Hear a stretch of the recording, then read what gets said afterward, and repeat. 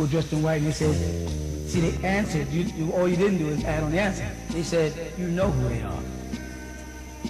This was an aborted idea, remember that? They knew that in the prophecy. We didn't realize that the generation we were raising would be classified, or like I would say out of my mouth, first fruit is faithful but not true. The first fruit is faithful but not true. I'm talking, not realizing I'm talking about the children, that the first fruit is faithful but not true.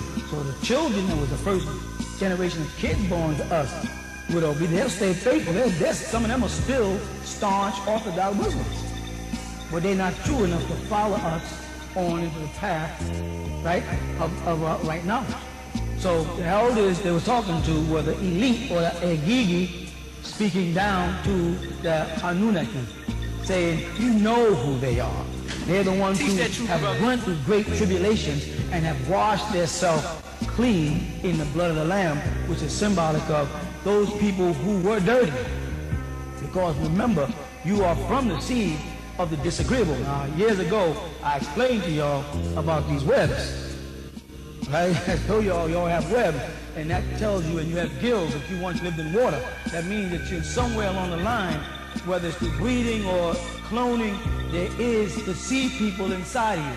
And the sea people are the Dragons, the Vulcans, and their other name, the name of their planet, right, was Maldek, which is spelled M-A-L-D-E-K.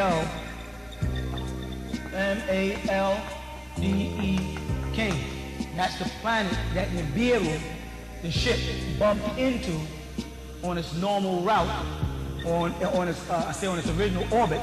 It had an original orbit of 25,920 years. It would make a standard route. This large ship, it had 144,000 passengers, headed by 24 elders, right, was out searching the galaxy for other resources for their planet. They came out of Ilion, a planet called Riz, right, which is, Riz is the 8th planet, having 2 moons, right, in a galaxy that has 19 planets. You follow that? Come on, tell me about it. Break it down, and break it down. They are called the ship Nibiru that launched off. You call it a mothership. It was tremendous. It was big. It was as big as the planet Earth in diameter. You follow that? And it was on its way out searching for more planets with life, exploring, but in the universe instead of a planet. And that route that it was taken at that time was a very normal route, though it was counterclockwise to the planets that was in this solar system at the time. They never intended to crash into it. It didn't have a problem until it passed by Neptune, right? And Neptune swole because of electrical storms on it, right? And caused it to veer towards Neptune. And trying to pull away from Neptune, it bumped into the planet Maldek, which was later called Vulcan, right? Where these sea creatures lived, okay? And broke off part of it. The planet itself launched off 4 fighter ships, right? Sometimes described as 4 pieces of the planet of satellites at Nibiru. You follow that? Meanwhile, the planet Vulcan, or Maldek, went off further into outer space and became known as the Lost Planet. The beings on it, Dragons, there are many names for them, lived underwater. They called the serpent people. You follow that? They stood around 4 feet tall. They looked like they had gills. They had web hands, web feet. You follow that? They had very, very advanced societies under the water because they were on their planet. All right. These 4 ships launched at Nibiru with the intentions of destroying it. However, Nibiru had 4 force fields built within this mothership, and caught this planet in their force field and locked them, and had them revolving, right, on an axis. And they referred to them as the north, east, south, and west winds. All right?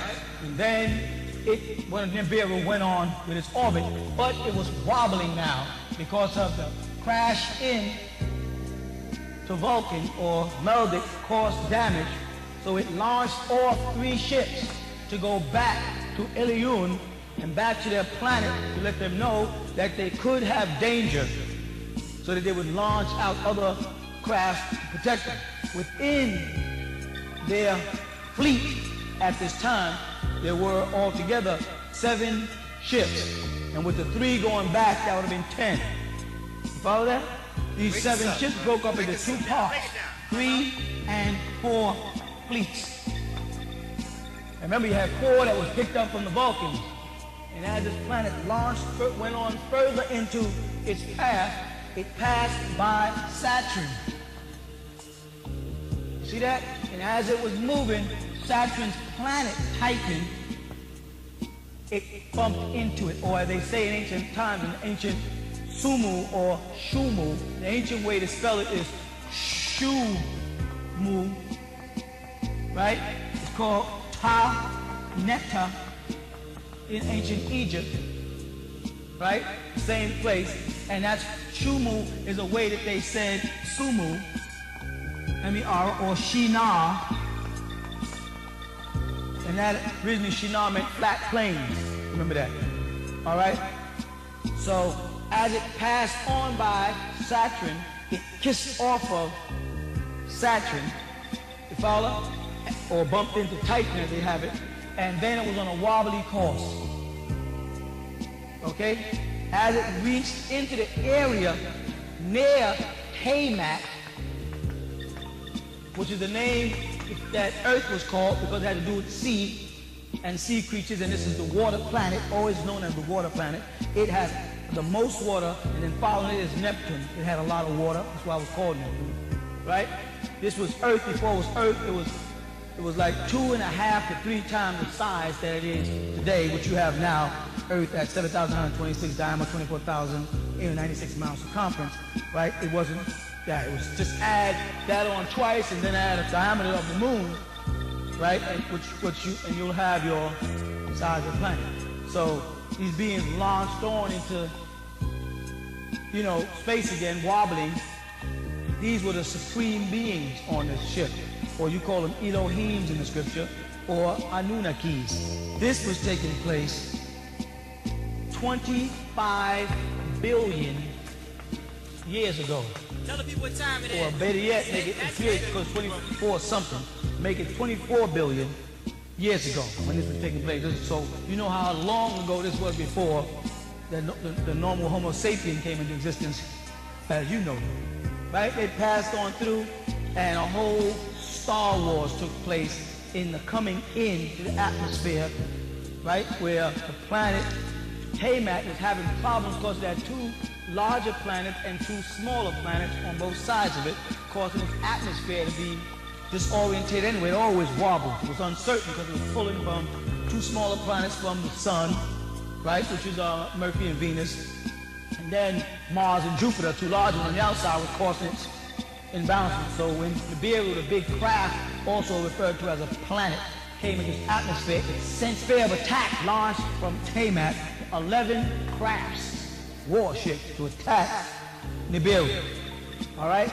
But remember, Nibiru had picked up and trapped 4 Meldic crafts or Vulcan crafts, and it was spinning right in its atmosphere as it went past Titan. As it's moving, these ships dead smash into Haymak and caused Haymak to break in half first. The other part of Haymak, which is called the upper and lower part, the lower part of Haymak, right, became what you call asteroids and was moving in a counterclockwise, follow that, to your solar system, systematic motion, and started to fold and bend. All right, the 11 craft was immediately picked up by Nibiru and eliminated. They didn't have no effect whatsoever with their attempt. But the following craft, as the one craft from Vulcan smashed into Haymak and crashed into half, followed by another one that crashed into it and put a hole straight through it. And as that planet was going to go out of orbit, they had a fear of what's called a star holocaust. If that planet was pulled out of orbit, all the other planets could be caught up in the power of the pull of the sun and be drawn towards it, which was called Apsu at the time, the sun, way back then, and be drawn up to and destroy it.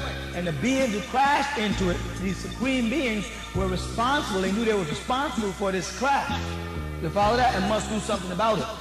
So from the Nibiru, remember I said 3 went back towards Risk in Elion, he had 4 of them locked on to the planet Haymak, creating, as I explained to you before, what's called a tetrahedron pyramid with one crack. This locked in on the planet. That hole was going through it. They had total control of it, and energy from each one of these here 4 crafts. You see it? And you draw it on the board, you can see it. Locked it and gave Earth an atmosphere and bent it into its shape. It's more like an oval than a circle. The hole is penetrating in the center.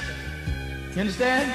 The 11 crafts launched made the Vulcans, who were a part of the atmosphere, the last ship of it, the other one crashed, the last ship, assuming that they were being attacked by Haymak on behalf of Nibiru, not knowing that this was an error, immediately shot out a bolt of energy towards Haymak. This was condensed and trapped by the crafts of Nibiru and turned into what you'd know as ball lightning, for lack of another word, right? A large ball of energy, right? And sent and trapped right into the center, or they say into the belly of Haymak in ancient writings, in the ancient Sumer writings. And there they set up a 600-mile sun. You follow that? And screened it so that its lights would go off out of the hole in the northern region and create what you refer to as coronas, or the auroras, or the sun flares that they see. That is the heat, so that the heat is not centered in there, but it burnt out a crust inside there, and the waters that was in the center started seeping through, thus creating a very tropical environment, which became known as Shambhala, became known as Agrata. You know, various names were picked up a long time for this world center. So now this new planet, it has a diameter of 7,926 miles, a circumference of 24,000. Cut the diameter in half, right? And you'll come down to the radius, and the radius tells you where that sun sits. The sun was now trapped in here. This atmosphere was set. And the elders responsible for this, you follow, was guilty, right, for the crash, and made this their pet project. Thus 4 crafts were launched, called in Revelation 4 angels of 4 winds to hold the planet in fit form, they say. Was set off there to keep this planet from exploding, and has been there from generation to generation, all the way down to the book of Revelation, trying to keep it. Then they had a fear that the opening in the center of the earth with its own sun, of course, they, like I said, they called it Apsu at one time, right? Another word for it was Ishara, right? Would come in contact with the outer sun, and that would cause overheat, so they put another crystal city, a large craft called a crystal city, above the planet Earth, right on the outside of your spheres, to protect it, so when a hole gets in that direction, that crystal city or ship is over it, like you speak about in the Revelations in the 21st chapter. It's over it, and because of the crystal top, it reflects the lights away from the planet, and then they, of course, tilted the planet off its axis from a straight axis to a 23-degree axis, tilting it towards the right.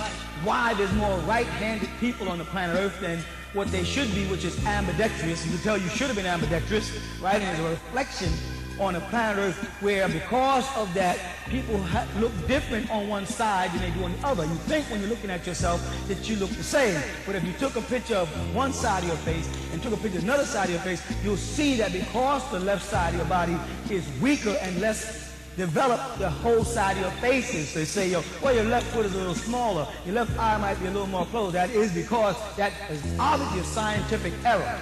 For those who believe in a God, or Allah, or Elohim, or Adonai, or Yahweh, or whatever name you use, to believe that he made a mistake and made one side of your body larger than the other, one side of your body more agile or more, capable than the other, is to say that he made a mistake. So the mistake came in when the planet was tilted off its axis. And you can see that planet now on a 23-degree axis, right? You watch most people when they stop, human beings, when they stop, they lean and put all their weight on their right foot as opposed to the left, very rarely. So you do have people here who are left-handed because they're bred that way, because humans were ambidextrous, but numbers, 75 out of 100 people on the planet Earth are indeed right-handed as a result of this. And that was done to keep the planet because it wobbles. Earth does wobble. Then when the planet was set in its atmosphere, remember that last craft that I mentioned from the Vulcan sea creatures, right? It crashed down onto planet Earth. So remember, Nibiru went on to a new orbit. This new orbit became 3,600 miles, which made it 1 year to them. All right, a cycle course. So that last one crashed down on the planet Earth, and they did live and went into the water. And thus, you get your story of your evolutionary man coming out of the water, being half gill, and you are linked into that descendancy. And they were disagreeable people from that planet called Meldic. So you have more disagreeable people walking the planet. That's why you hold your hand up like this here in front of you and turn it around. You will see you have webs at the bottom of your finger, right? If you realize that when you was in the womb of your mother, you was a tadpole, a fish, and you did have a tail. So at the end of your spinal column, there is a slight bone. Whether you want to attribute to the coccyx of the Europeans who have wide extending because they're on a lesser evolutionary scale than you are, and therefore their tail is longer, your spinal column does curve to show that you once had a tail that came down, and you were once a sea creature because you could breathe underwater. And that's what they portrayed in that movie Abyss. And Abyss is another way of saying Apsu, which means a hole straight through something called hell. The Christians, the Muslims, and the so-called Jews say in hell there is a place beneath you where people burn. Of course, there's a sun there. And you know what I'm saying? If the screen of the sun is removed, people would burn. If the reflection of the light from the center out was curved, of course, people down there would suffer and burn. So the ancient men who knew about it, the so-called learned men or the religious men, taught about it and called it hell. When you say the word hell, H-E-L-L, all you gotta do is put O on it and you get a slang, oh hell. But oh hell in the ancient Syriac and Aramic, which is, let's say, the Hebrew language, means tabernacle or tent, oh hell. And that was considered a tabernacle down there where Shimti was, S-I-M, Shimti, T-I, Shimti, which is a laboratory where a lot of scientific experiments were taking place that took what was affected by what was taking place on the planet Earth. And so once this was set up, the planet was put in place, and the elders felt the responsibility, and the Vulcans had crashed down in here, were living in the waters. They're talking about evolutionary time over millions of years and changing of command ships. You follow that? And life was started on planet Earth, a new form of life, because life that was here was burnt up by the crashes, the explosions, and the earthquake that caused it to go out of water. When you cut a planet in half, almost all the life form is dead. It was later on that, I think it's about 11 billion years ago, right? That the moon, which was an independent planet, broke off from it. It got its name Kingu because the head of the fleet that launched out, which was 11 fleets from the planet, Tiamat, was called Kingu, right? And their moon became known as Kingu or Shishki. It appears barren and waste, so present day, and visited there by NASA, to this day I begin to realize that life did live there once. All these things are going to come out, that our ancient descendants, the Shumu people or Sumu people, like I said, evil known as Ta-Netin, right, knew all of these facts. And now the present day scientists and astronomers and astrologists and solar biologists and all the different ologists they want to learn are beginning to realize that when they say that this planet, Tiamat, picked up the name Ki, K-I, back then, and that K, when the Greeks got it, changed into a G, and that this I pronunciation became Geo, right? That's where they get geology, geometry, geometrics, etc., all that applied to that ancient Sumu word Ki, our ancient descendants, which I said before were tied into the ancient Egyptians. Ancient Egyptians got it from the ancient Shumu people when Mitzrayim, one of the sons of Ham's son, after the flood, moved over into Egypt and brought over the culture that was once over on this side. That's why you'll find over amongst the Sumer people, they have sphinx too. They have bull man, half bull. They have the needles, the objects like Cleopatra's needle. They have the temples constructed the same way the architects constructed it. They bake stones and color their temples. And you can go to ancient Babylon, which is where the place was at the time, right? And you can see the temples are constructed the same way in a pyramid-like fashion. So the knowledge was really greater in Sumer and older, and then went over into Egypt as the same people, but then Egypt became a melting pot for Africa. So there's various different degrees of people. And elders, these elders go back so long ago that this was way before prophecies of earth even came into existence. The prophecies came billions of years down the line. So when those elders were questioning about who are these people, they were talking about the fact that they longed for the day that the elders would collect their people off this planet. Because don't remember, 1,000 years ago is when they actually started planning the breeding of a being called Adam. And they call him Adam because Adam, you know, from the original language, Adama meant earthling or of the ground, of the red soil, etc., etc., etc., right, to be a worker for them. But they had been coming here for a long time. They called themselves the Anunnakis. And those that took Saturn as their home planet, because Saturn had a necklace around it, became known as the Anakis or Anakites, because Anakite means those of the neck. And that was the ones who was of the disagreeable side of the family. Each one took a planet as their symbol. And that's why in ancient Sumer writings, you'll find that all of the birth of the planets are actually given names of people they would call or refer to as their gods or descendants. Anu, Enki, or Er, and An, etc., etc., etc. Any questions? The size of that ship. Which ship? Nibiru? How big was it? Yeah. It was as big as the planet. It was as big as the planet Earth is now. It itself, Nibiru, never bumped into Tamak. It was the 4 satellites, and those ships back then was tremendous. They bumped in repeatedly, one, and then the other put a hole straight through it. And the other one crashed down on it once it happened, but when Nibiru completed its cycle and came back down, this thing is still moving and hit again. So you're talking about periods of time in between each time that it hit, and the planet was going through its own changes and trying to revive itself. By the time they came back with a few 1,600 year, bam, it hit again. And that was the formations in the world. What made what? What made those satellites crash? They were caught, as I said earlier, those satellite planets on Vulcan were caught by Nibiru, because Nibiru's ship had 4 units that could have magnetic power working off, like I told you, tetrahedron science, like the Bermuda Triangle does. And once they got caught in it, it started turning them as a whirlwind, right? And those ships were moving. They became magnetic energy, which helped to create the force field around Nibiru, which was trapped in. Now, the thing is, Nibiru was navigating itself wobbly after bumping into Meldic or Vulcan, and then was being drawn into the solar system when it kissed off of Saturn and spun off again, then staring in.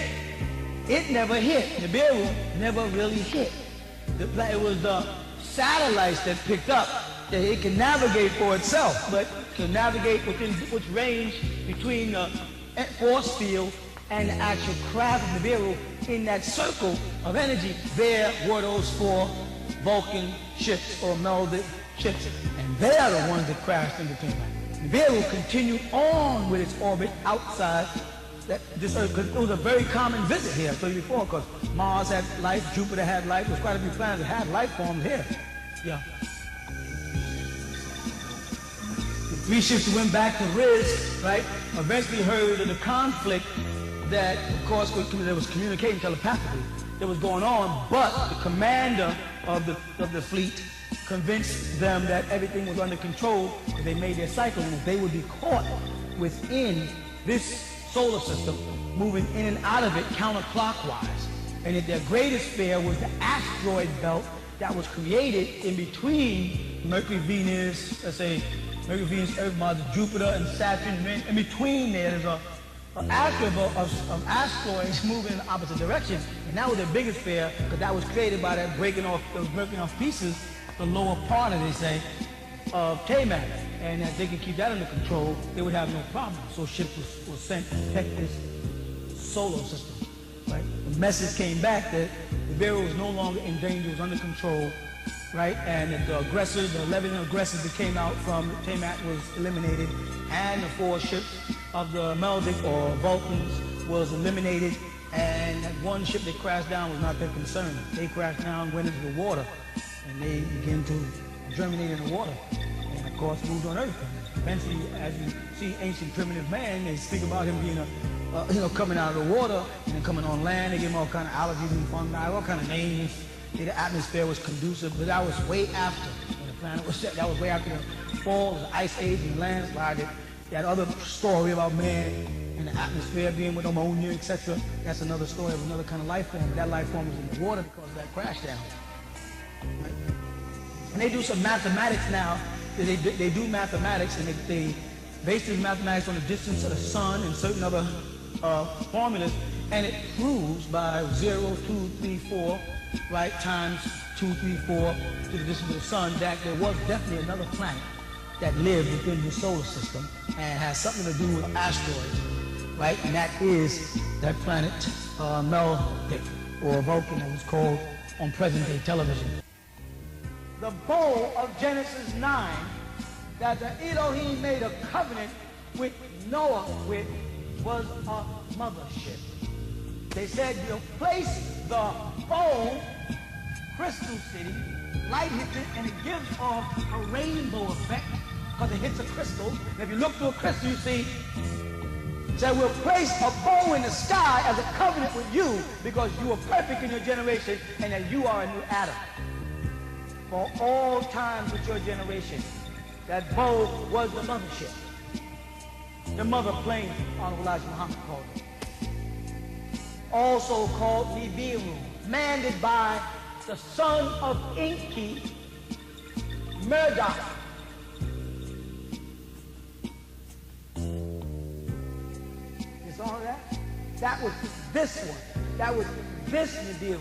There was many ships called Nibiru, just like the United States has ships, and they call it the USA 412, let's say.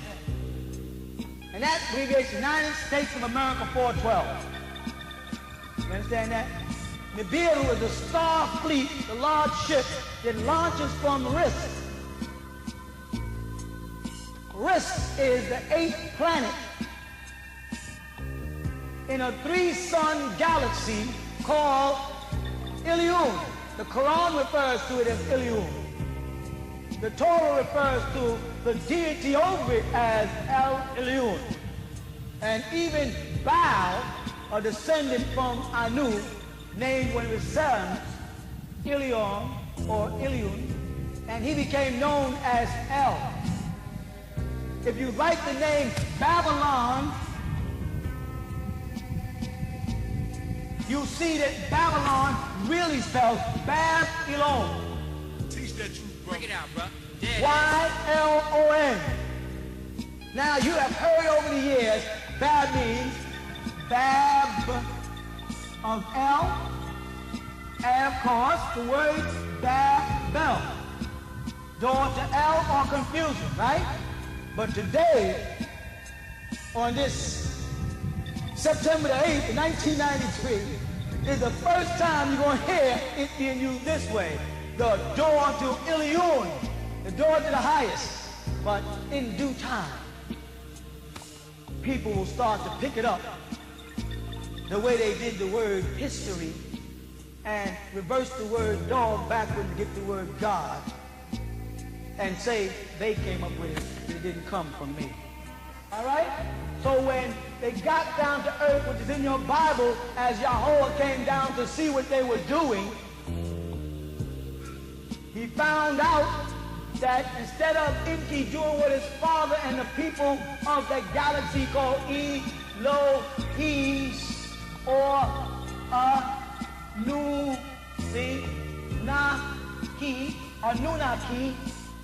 Anunnaki, ki is an ancient word for earth. Ki, but it doesn't mean earth, it means Ki-O, which is G-E-O, Geo, where you get geology, Wake him up, wake him geography, up. Teach that truth, bro. geometry, This is the ancient word from the ancient Sumer, S-U-M-E-R, not S-U-M-M-U-R or A-R, Sumar. And this is not Mecca. That was way after when those beings came down to Mecca, 200 of them. This is not Mecca. They came down, ported right in the Arabian Sea. They crashed down and set up the land Eridu, which is where you get the word Ard for earth, and it means desert. It's crashed down the Arabian Sea at the point where Iraq is right now, called ancient Babylon, the doorway to Ilion. Chill. Tell the people what time it is. Chill. Tell the people what time it is. You follow that? There the elders came. When they came, the ship was manned and controlled by Enki. After being here, they started to set up earthly empires. In Genesis 6 say, they started having sex with earthly women, Hindus who had descended here, that in their eyes were very beautiful women. But in that day and time, the planet Earth was full of all types of creatures. Mermaids, which they've recently found a body of. Bigfoot called Shaggy, which came from the constellation of Orion. Unicorns. They had all kind of creatures that came from other galaxies. Some were laboratory experiments. This was 25 billion years ago. Some people one day will catch up to this information and realize who was walking in this day and time with them. Go back. When Nibiru, coming from Ilion in the Quran, veered to the left off of its orbit, because as it passed the planet, it began to wallop by an explosion called an electrical storm on it. Neptune is the planet. You call it Neptune today. So it swung off its orbit and it bounced into a planet. There was a part of your galaxy called the lost planet, scientists say. Well, we know there's another planet out there because of the way your planet moves, the way your galaxy moves. Yet there was another planet. It was knocked out of its orbit by this crash of this tremendous ship called Nibiru. All right? Manning 144,000 beings from risk side of it. And it was on a launch to find minerals and resources on other planets, not coming into Earth's atmosphere this time. It had visited Earth's atmosphere thousands of times. Wasn't no planet Earth yet. It was called Tamat then. It was twice the size of this. 3 times, actually. They had visited it many times, but Mars had life, Venus had life, Jupiter had life, and the moon. Shishki, they called it. Shishki, S-H. You write it out, you see it, you look it up, you don't believe me. Shishki was later to be called King Gu. K-I-N-G, that's another name they gave it later. Had life. Mars, you know, had life. They're now revealing it. It wasn't on its way here. It knew the resources there. It knew that Kamat, which is presently Earth, had resources they could use. They were venturing off into the universe, finding more planets that had resources that were not depleting them, like in their galaxy. A very small planet that looked at risk. But in this particular flight, 1,300 hours on a Friday of your time, the ship got thrown off course by an electrical storm on Neptune. Bumped into Vulcan, splitting Vulcan into asteroids, and a part of it shot off into space, becoming known as the lost planet. Vulcan, or the troglodytes, or the sea beings who live in the water, assuming that this was an attack, launched out 4 ships to attack the ship Nibiru.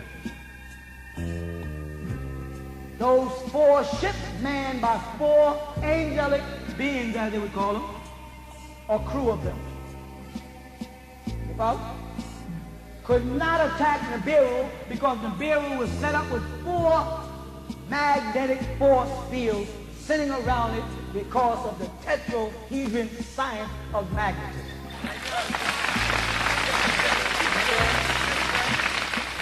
It's of course, you know, this symbol like this.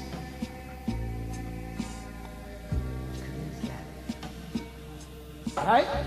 This will get more apparent as I teach it. Don't lean on it. As I reveal this, and the scientists get ahead of it, they're going to try to catch up with you, so let's stay ahead of them.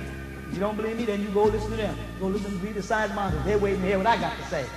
This is going to be the first tape that goes out with it. And they're going to be flipped out of it. Then they're going to know what's happening. Me there traveling north, south, east, west, could not, by continuously penetrate, speeding up the electrical cycle. I thought a magnet is not something in the metal, it's something that the metal can conduct magnetism through the 19.5 angle of energy and the speed of light. That's right, brother. Truth or truth. Could not penetrate. So it was caught in a magnetic pull because the Nibiru, the ship, set up a force field and locked it. And now these tremendous, massive ships that were set out to attack Nibiru were caught in its sphere and traveled along with it. Communication was trying to be set up from Nibiru to the ships to let them know that it was an accident. But because it bounced off of it, it damaged the part of it. Communication was bad. Nibiru was wobbling. As it moved on, past Saturn, it bumped into the planet of Saturn, Titan. That's the planet of Saturn. It's called Titan. And it caused a necklace to be formed around Saturn. A necklace. The ring of Saturn is not a ring. It is a massive amount of small planets. This will be revealed. As sure as I'm teaching you right now, this will come out. Tell it like it is. Bumped into Titan and started a revolving and crashed and smashed into many other planets and destroyed the 7 moons of Saturn. The devil claimed this planet as his own Saturn. You follow that? And then it went on. I'll keep on going as long as you keep on writing. All right? And as it moved on with its 4 planets, following it now,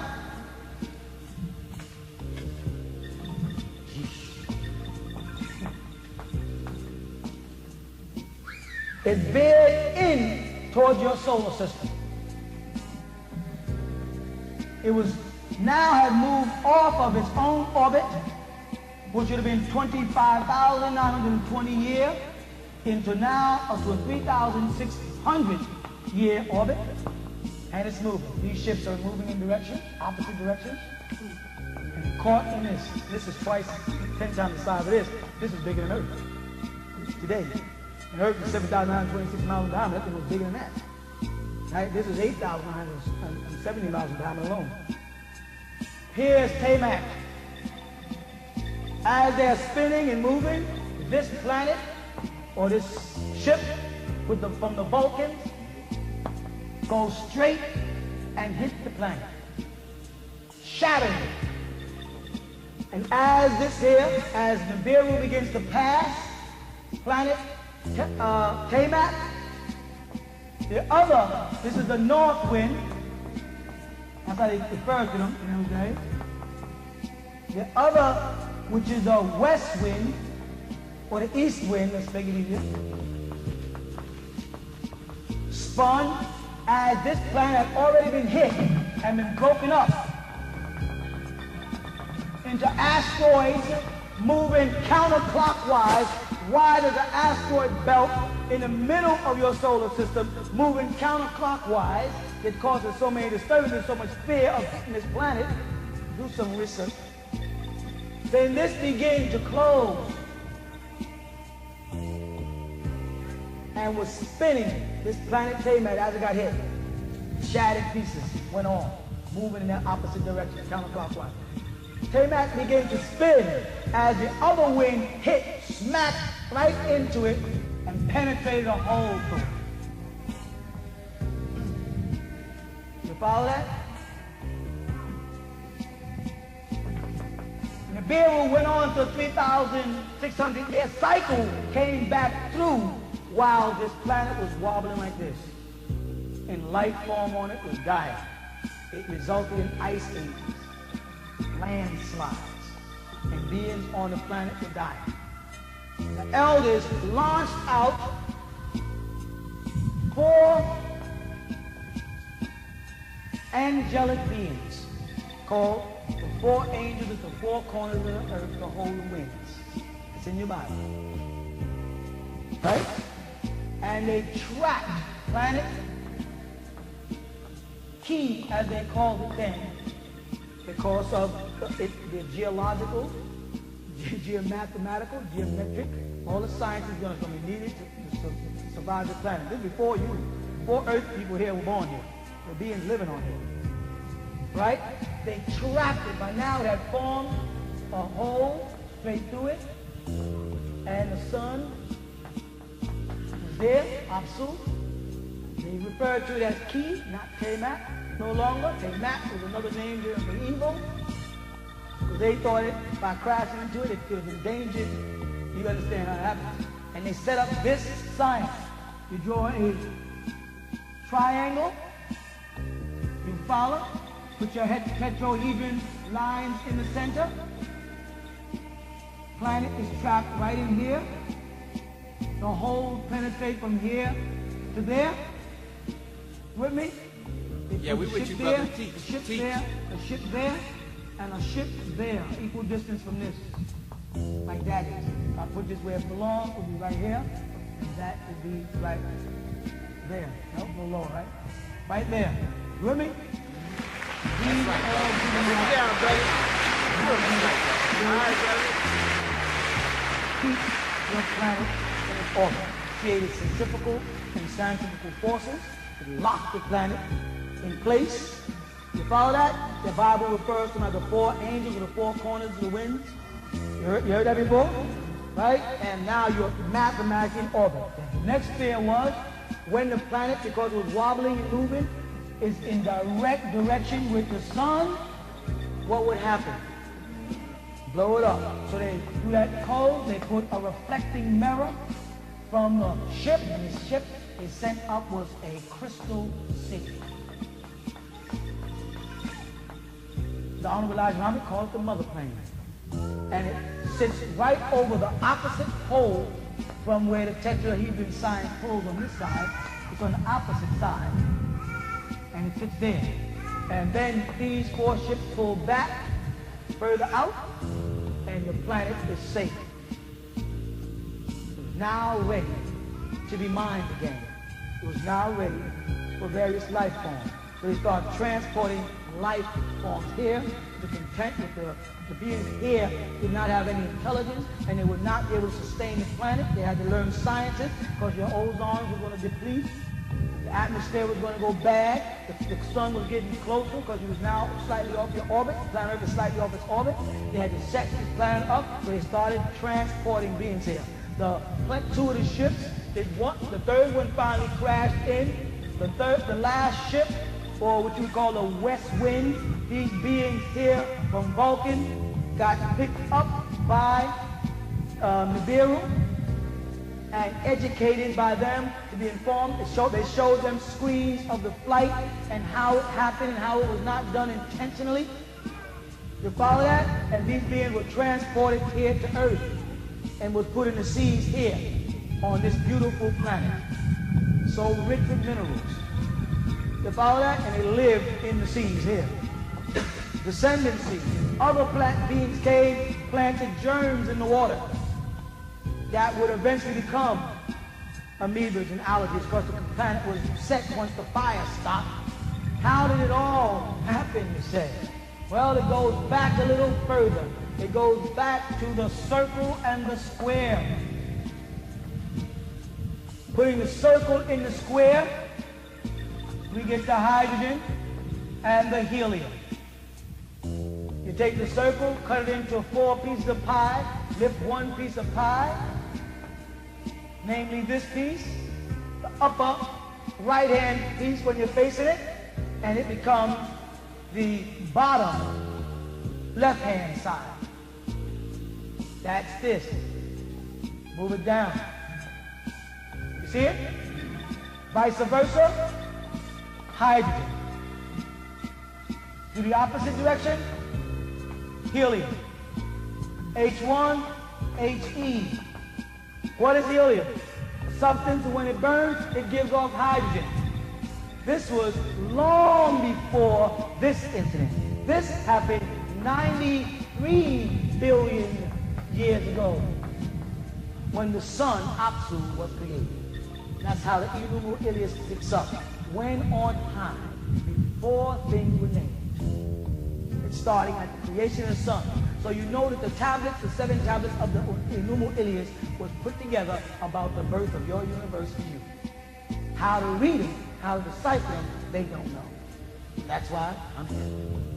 Because 7 tablets represent the opening of the 7 seals at the end. I told people that the 7 seals were the 7 scriptures because the 7 scriptures are in the Enuma Elias. And it says when this is open, no man will be able to close it. Once this information is revealed, and as it's starting to open your heart, now the Abraham story will never be the same.